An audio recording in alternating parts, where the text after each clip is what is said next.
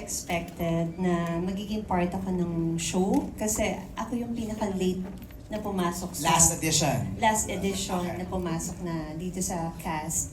And hindi naman po ako nagdalawang isip na tanggapin yung ano. Kasi like what Miss D told earlier na nung pinanood niya si Joshua na magaling si Joshua, sabi ko napanood ko na rin siya. Sabi ko magaling tong batang to.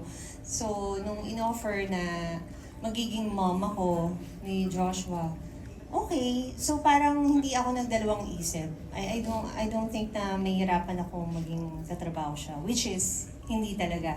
Hindi ako nagkamali sa pagtanggap. And I've worked with Miss D long time ago. Sobrang tagal na and happy ako naka-work ko siya. And of course, si Kuya Mike with Provinciano, pero hindi kami magka-eksena doon sa Provinciano. And this is my actually comeback after 4 years sa serye.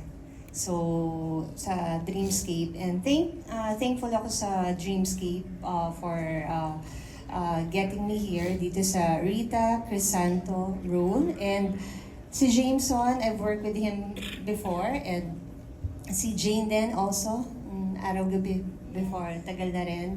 And iba na, long time din na, tagal na yun. So marami ka na naka-work in this cast. Araw-gabi din. And first time with JM and Fiang. Nag-enjoy ako katrabaho sila. And nung una, feeling ko suplada si Fiang. Sabi ko, hindi ako pinap... Hindi, nahiya lang pala siya. Nahiya lang pala siya. Pero totoo yung sinabi ni Miss D na ano siya, parang bata pa, pero pag nag-deliver nga ng pag nasa eksena na, she can deliver talaga. Wow. Yun nga, hindi siya nahihirapan umiyak, kaya niya.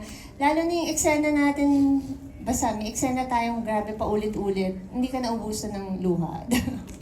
ng emotion. Paulit-ulit yun, nakakapagod. As in, maraming times. Pero, it's the fault of nature or not the fault of everyone. And JM, napaka-humble na bata. Keep it up. Yan. Parang napaka-grounded niya. And of course, Epi, ngayon lang kami nagkatrabaho ng mas matagal. Like before. And Direk Manny and Direk Jojo, I love working with them. Sobrang kahit marami na ako nakasamang directors, marami pa rin akong natututunan with them. And syempre kahit matagal ka na sa industry, you never stop learning. Kailangan may natututunan ka din sa mga newcomer. May natututunan ka din sa kanila. And si Joshua, wala akong masabi, napaka-humble, grounded. Huwag kang magbabago Kundi dadagukan kita. Ayun na. And yan, si Ivana, happy set lahat. Actually, lagi kami busog. Kasi mahilig magpakain si Ivana, mahilig magpakain si Joshua, pati yung mga directors namin. Kaya I think I gained 5 pounds. Ay, grabe. Inisip ko tuloy, set ba to o restaurant? Na parang feeling ko restaurant. Restaurant. Sabi nga nila, pag maraming food, mas masaya lahat, di ba? Yes, pag happy tummy, happy set. Yon! Thank you, Ara. Maraming salamat. Thank you again, Dreamscape. And thank you guys. Love you guys. Epi, ikaw naman. How was it?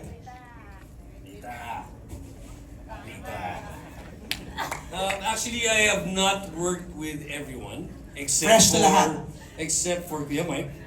I think James and I had the film, and have not worked. First time to work with everyone. Wow. So actually, when I heard it was a Joshua Garcia film. Actually, nasa it's okay not to be okay. Pero I had one scene and hindi kami magkasama. So when I heard it was a Joshua Garcia film, sabi ko, okay, I want to work with him. Tapos, of course, on set, first day pa lang, gaang na agad 'tong set namin eh.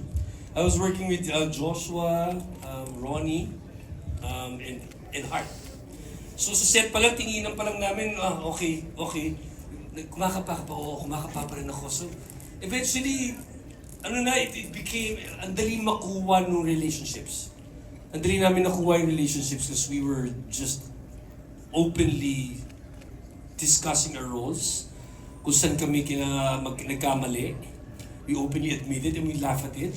But we make sure that we get it right.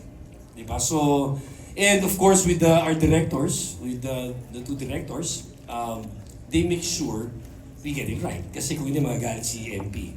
Direct MP.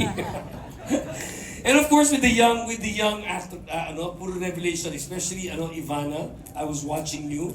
Kasi yung scenes namin ni Ivana towards the end na mas action na eh. But I was watching you and Josh kanina, di ba gumagano ako sa inyo? It's not, hindi doon sa kissing scene ha. Hindi sa love scene ha. Doon sa scene na nasa cemetery sila. I think it was not overacting. It was just right, exacto for that scene. Yung kumbaga Tamang timpla. Tamang timpla yung kaya ako gumaganon. Because sometimes when I watch lalo na pag mga serye, ang taas mas minsan nung, di ba, pag-arte. Ito, tama-tama yung timpla. And I think Josh with the nuances for his character as Teo, nakikita natin yun. Di ba? And then of course, yung mga sila Jane, sila Fiang, sila JM, makikita mo yung promise na alam mo na yung next generation mga artista natin. It's just really a good ensemble. So, Alright. thank you for the opportunity, Prime Video and Dreamscape. Alright. Thank you, Epi. Okay, our next question is from Glitz PH for Jameson. You portrayed the husband of Ivana's character. So far, how would you describe your dynamics with her? And do you also have, curious kung meron ka bang parang pinag-aralan? Ako ba yan? Sa akin No, ba si yan? Ivana. Okay. Kung meron ka daw pinag-aralan, like ano ba yung naging preparation mo? Tama ba? Ay! Are you May- interpreting what I Yes, said? yes. Okay. Ganun. Kailangan pala ng Hindi talaga, interpreter. ganyan Okay. siya ka Jenny Rose. Okay. Ganyan. Hindi, first scene ko kasi French. Hindi ako marunong mag-French, di nga ako marunong mag-Arabic kasi nag-aral kami sa British School. French, tapos si Direk Manny, syempre natatakot ako kay Direk. Inaaral ko sa hotel, mga 3 araw. Je m'appelle, Je m'appelle, Ivana. Ganyan. Ganyan. So, inaaral ko talaga kasi ayoko talagang mapagalitan on my first day. Tama. Yes. You have to and deliver, di ba? It's very hard kasi iba-ibang character ang kailangan ko ipakita. So multilingual ka dito. Oo. Nagfe-French ka. Taga-Arabic, Spanish, English, everything. Wow! Iba din naman. Japanese. May Japanese din? Yes. Lahat talaga. Multilingual. Thank you, Ivana. The next set of questions galing naman kay Chelly Grace, ang ating TikTok content creator, to Joshua and Jane coming from your PBB days.